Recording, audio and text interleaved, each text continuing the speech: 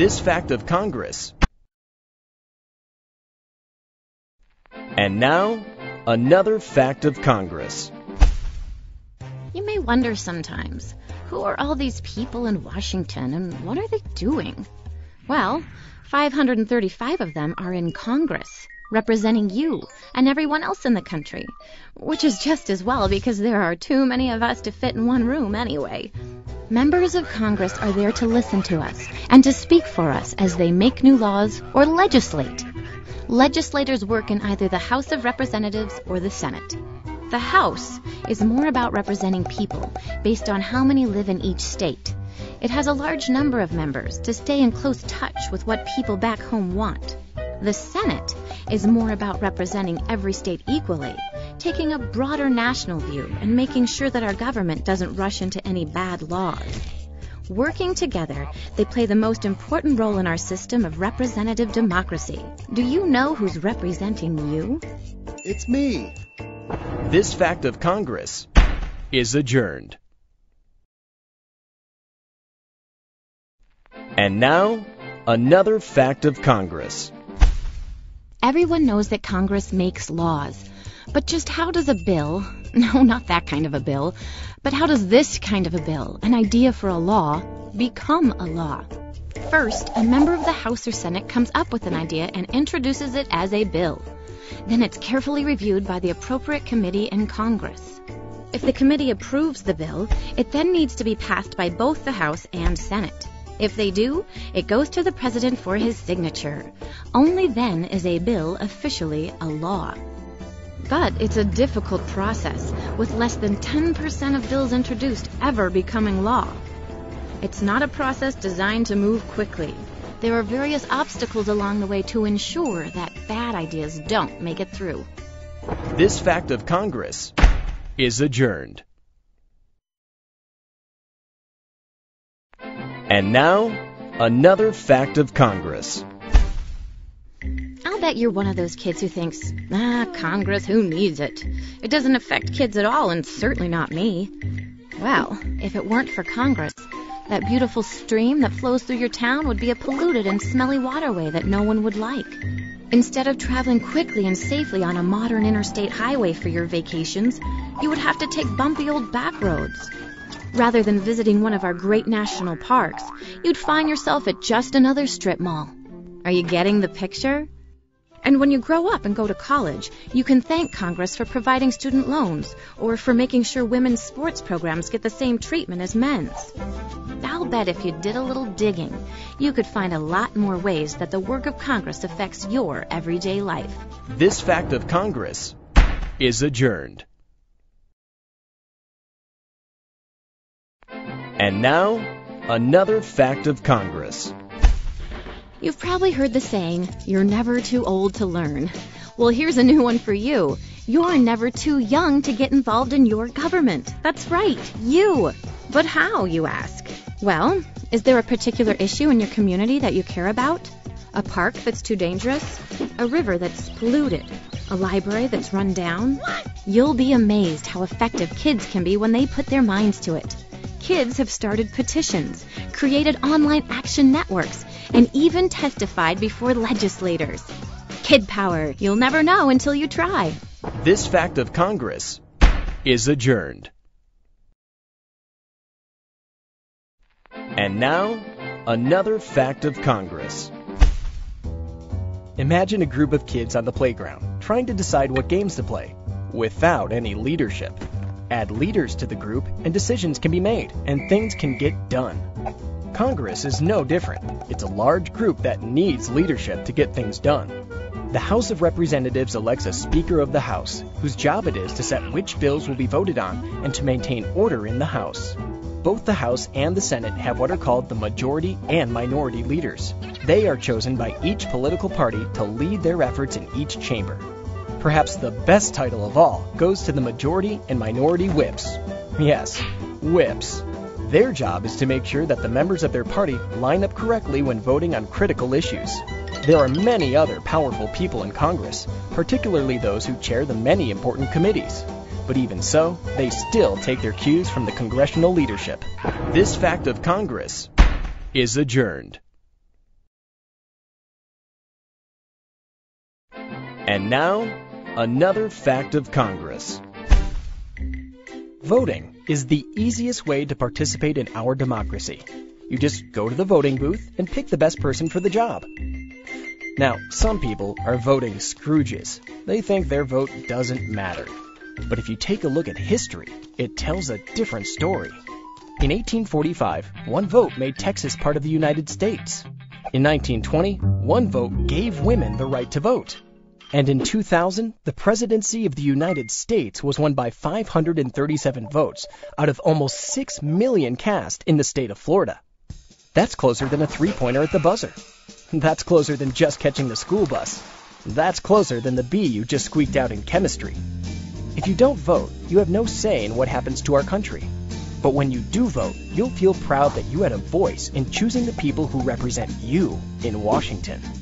This fact of Congress is adjourned. And now, another fact of Congress. What's in a number? Take the number 65. That's how many members were in the House of Representatives in the very first Congress. And each of those 65 was responsible to only 30,000 voters back home. Today, the House of Representatives is made up of 435 members, each of whom has to represent the interests of more than 650,000 people. That means that today's members of Congress have to work much harder to reach their constituents. Of course, when there's so many of us, it's difficult for them to hear what we have to say. That makes citizen participation all the more important. One way to make sure you're heard is to join a group that shares a common interest or goal. That way, many voices become one, and that is hard to ignore. This fact of Congress is adjourned. And now, another fact of Congress. Way back in 1789, people were noticing some things our new Constitution didn't take care of. So the first Congress came up with 10 changes, or amendments, which became known as the Bill of Rights. The First Amendment is important because Congress actually told itself what it could not do. If written using today's language, the First Amendment would say, you can't pass laws that keep people from practicing their religion. You can't pass laws that keep people from speaking their minds or publishing their ideas. And you can't pass laws that stop folks from getting together peacefully to express their views to their people in government. This amendment, plus the others in the Bill of Rights, reassured the nation that the powers of their new government would have limits. As President George Washington said, the amendments strengthened our characteristic rights.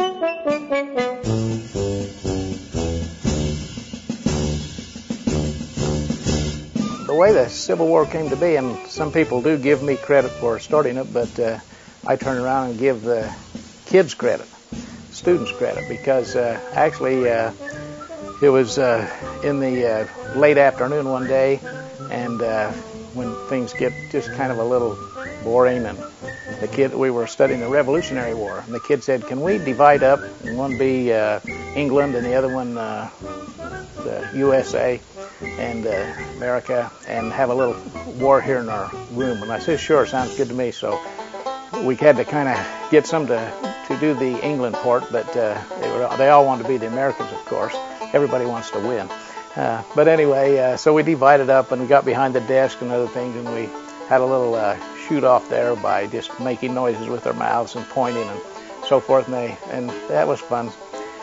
So then when we started studying the Civil War, they said, hey, can we do this again? And but we want to throw water balloons at each other. And so I said, boy, that does sound fun.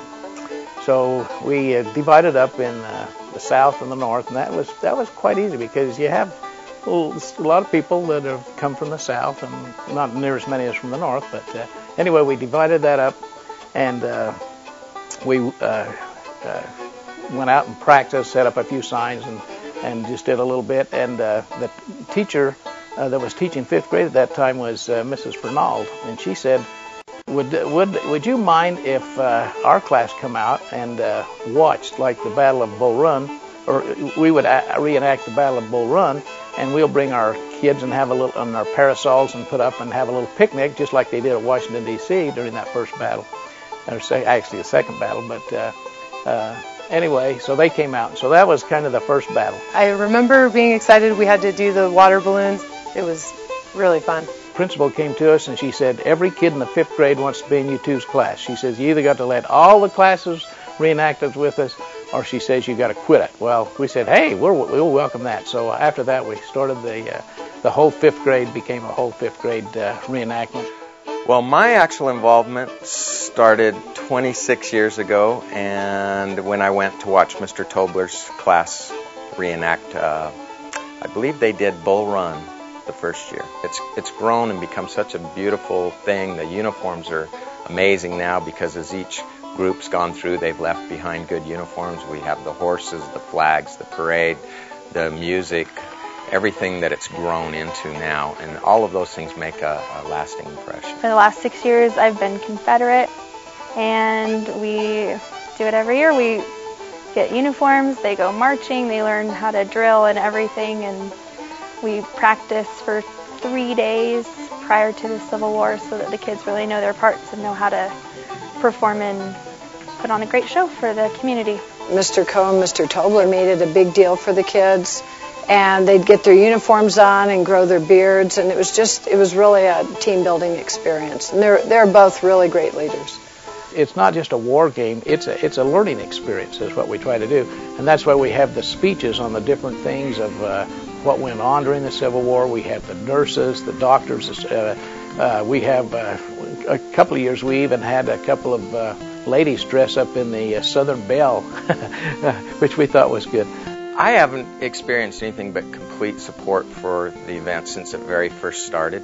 And it's grown. We've had, the mayor generally come, city council members, we've had senators, assemblymen, because it is such a valuable thing. It's a part of U.S. history. It's one of the main parts of U.S. history, and it's something that should be valued and studied in our history, so something like that will never be repeated again. Some people learn by reading, some people learn by doing. They have to touch it, smell it, taste it. You can ask any student, who taught you your times tables? They'll have no idea. But if you ask them, name 3 things that you remember from 5th grade, they'll say every time, they'll start with the Civil War. They actually will remember the sadness of the Civil War, the heartache that they went through. Usually we talk to them about Anderson's prison, the things that went on in the prison. They learn about how many people were shot and the sanitation conditions weren't very good, and so many of them died of that. And what a terrible thing it was as brothers killing brothers and families killing families, and then the separation of families too, because one on one side, one on the other. So they kind of really learned the basic of American history. They actually reenact it, so they learn it instead of just reading a book and probably forget it. Thank you, and now may we present the excitement, the bravery, the drama, the terror, and the grief of the worst war in U.S. history, the American Civil War.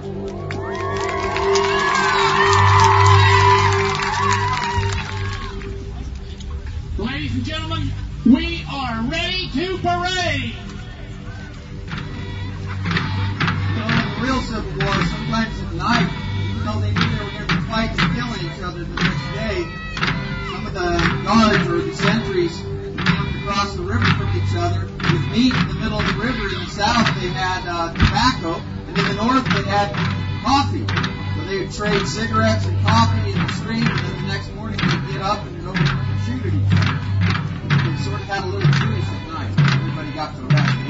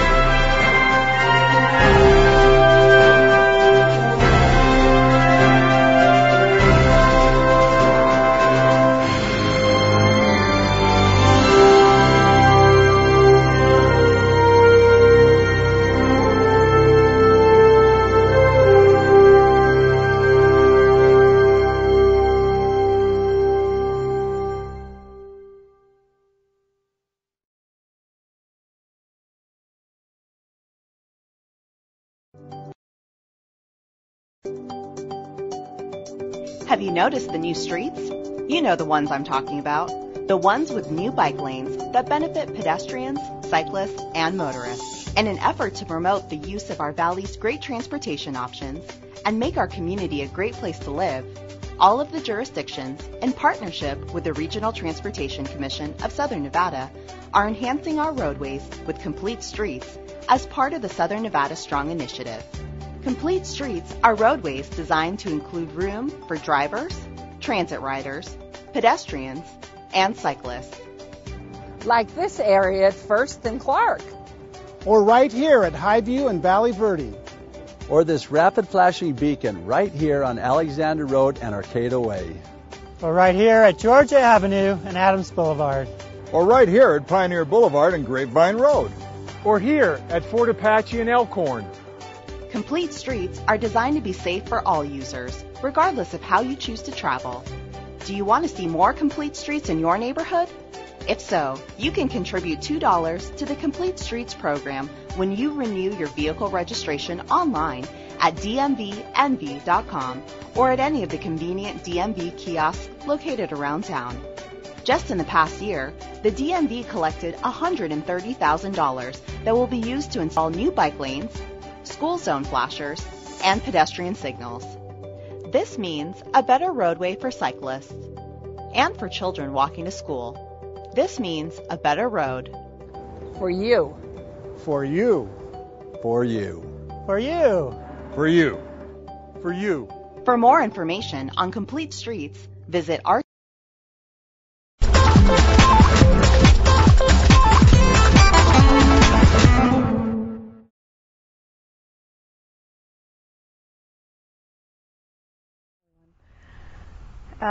a plan of attack, like something that maybe the military would use? It's a plan that my daughter uses to plan for her basketball games. Strategic plan is how I get my wife and kids in an area that they don't want to be. It's a document that's strategically done. A strategic plan would be the implementation of a vision. A strategic plan is a guiding, fluid document that helps the city plan for its future. The goals and objectives have been identified through community input.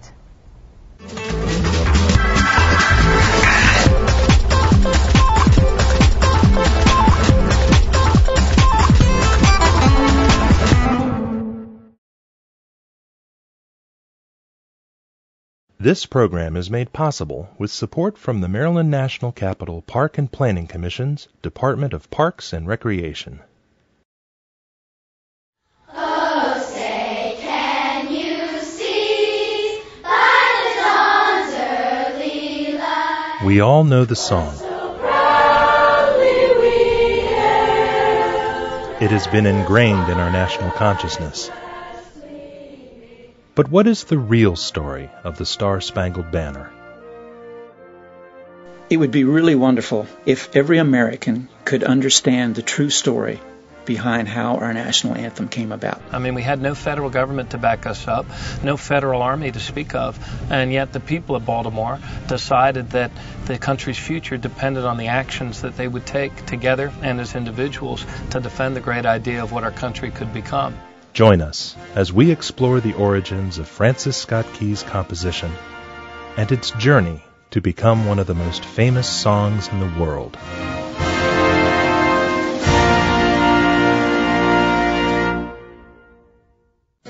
I take a tremendous amount of pride that whenever I'm at events around the country and the Star-Spangled Banner is sung, that I can always smile and know that that's a Maryland song, that this was a story that was written by the heroism and the courage and the actions of Marylanders at a very dark time in our country's history. From 1812 to 1815, the United States of America engaged in its last armed conflict with England.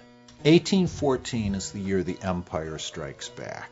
They burn public Washington to the ground, the Capitol building, the White House, ruins. But in the War of 1812, the actions were sometimes extremely violent. Men died, some of them horribly. And it's very difficult, even from this distance, to look back and think what that must have been like. But I actually think it's very important that we try to envisage what those men went through and why they went through it. Why did they perform this duty? Why should Americans know anything about this guy, Francis Scott Key? He was just an attorney in Georgetown.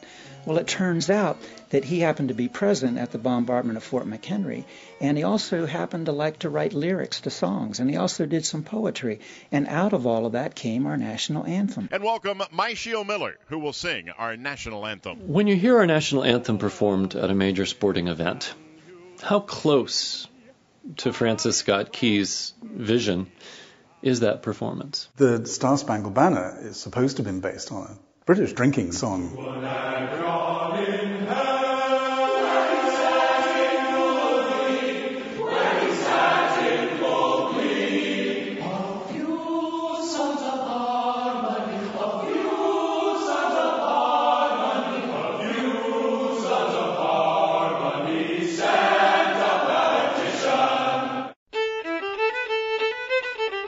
I've come to believe that all the world is made of stories, and for the longest part of our history, we told and retold those stories, very often with the help of melodies.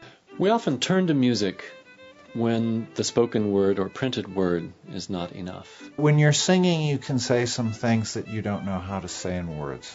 The extra edge that music has is the melody that conveys those words. A song is always easier to remember than just a verse. With lyrics and with the poetry put to music so that not only we could remember it more easily, but also so others could retell it and so that we could tell it together. The Baltimore Colts fight song was written in 1947 for the All-American Conference Baltimore Colts. It was used by 5 different professional football teams in this city. This, next to the Star-Spangled Banner, is the most popular song in Baltimore. The fans know some of the words, but they know the words fight, fight, fight, and they scream it. So that shows you the power of music, just in a football game. Sometimes we're not even conscious that we've turned to song. When you go to a birthday party, you just sort of expect you're going to sing happy birthday. When you walk into a church or a synagogue, there's a certain kind of music that you expect to happen there. You go to a funeral, you expect the music to be appropriate to that setting. Music can be very emotional. My father was a musician, and he was in the Navy. He was a trumpet player. And because of that, I've been to more funerals than I would care to remember, where my dad was playing taps. And as young as I was, and through all of those years, it's really had a profound effect upon me. So when my brother died and my father died, and you hear taps, knowing that here my father was someone that actually played taps at some of these kinds of events, it's a very emotional time for me. But I find that to be the same way with the Star-Spangled Banner, because I am so interested in the War of 1812, and I really have an appreciation for what went on at that time and how the song really came about, that when I hear that song, I do get chills up my spine. Once the civil rights movement is in full swing, many different elements are in play. The church leaders of the day knew the power of marching arm in arm with melodies that were familiar from church as well.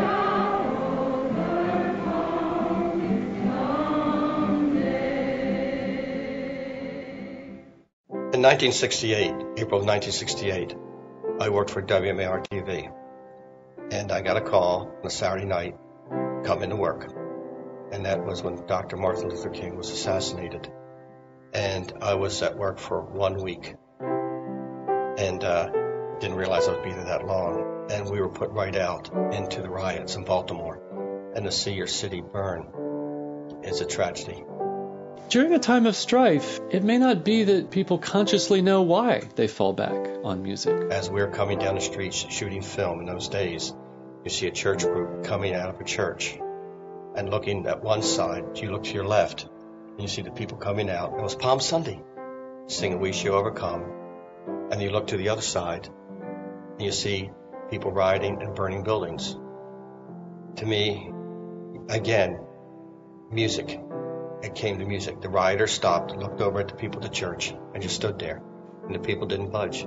They said, "We shall overcome." They were doing their music of peace. Music has obviously an emotional connective power that you don't get just with printed words. Key was born during the American Revolution. Music was very much an amateur affair. There were very few professionals. Music was done on such an informal basis. And the context of it, of course, is life is very quiet and very slow and very dull. So there's a strong need for people to teach themselves how to play the fiddle, to be able to accompany an informal dance. I love the idea of music as a living, breathing, changing thing. One really good example of that is a tune called The Rose Tree. Common song, common tune. It was in The Poor Soldier, a very favorite opera of George Washington's. That became more of a dance tune. And when a fiddler plays a dance tune, you know, the dance might go on for 12 times through the tune, and you play it the 12th time and you're just getting kind of bored. And you do it another night 12 times and you start to change it around.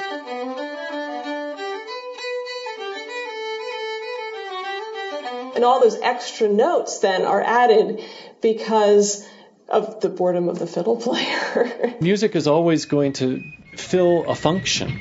In the days of Francis Scott Key, that function was very, very broad. You know, the soldiers marching to engagements. It's the drum that sets the cadence for the march, but it's the fife that gives it color. Powder plenty, grape shot too, so have we men to hand them. Of musket balls we have a few, I fear they cannot stand them. Yankee Doodle, beat the drum, Yankee Doodle dandy, and hit by day or night. You don't always need a musical instrument, though, to have a song. And I think in many cases, in the colonial period and up through the 1812 era, very much music making occurred just by singing. When Colburn passed the fort below and Ross was past the point, sir, he gave 3 cheers to let them know that he was not behind, sir. Yankee Doodle, beat the drum, Yankee Doodle dandy, and if by day or night they come, they'll always find us handy.